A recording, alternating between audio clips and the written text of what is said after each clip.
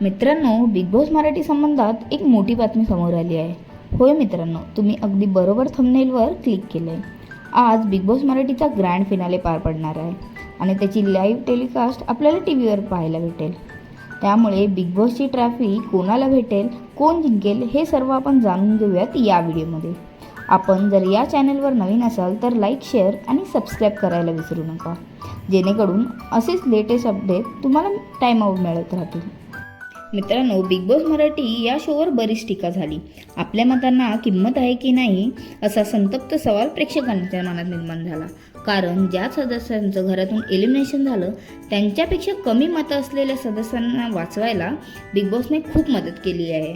मित्रांनो, big boss सारख्या reality शोचा बऱ्यापैकी नियम असा आहे की जर एखादा खेळाडू बुद्धीने, चातुर्याने, शारीरिक बळाने खेळला असेल व त्याच्यामुळे चॅनलचा TRP जर वाढत असेल तर त्याला वाचवायला चॅनल नक्कीच मदत करते आणि त्यांना शोची ट्रॉफीसुद्धा बहाल करते. परंतु काही स्पर्धक असेही असतात त्यांच्यात तितकी कंटेंट देण्याची क्षमता नसते, परंतु तेव्हा त्यांना ट्रॉफी न देता त्यांना आर्थिक मदत केली जाते.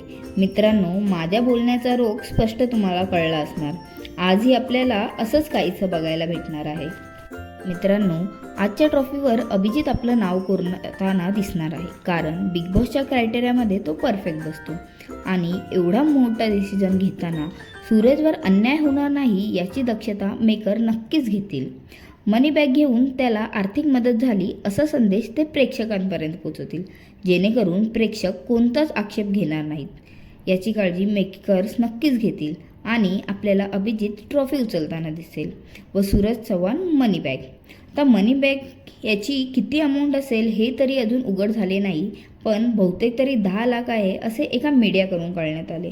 तर मित्रांनो, सूरज चव्हाण याने जरी ट्रॉफी उचलली नसली तरी प्रेक्षकांसाठी तोच विनर आहे.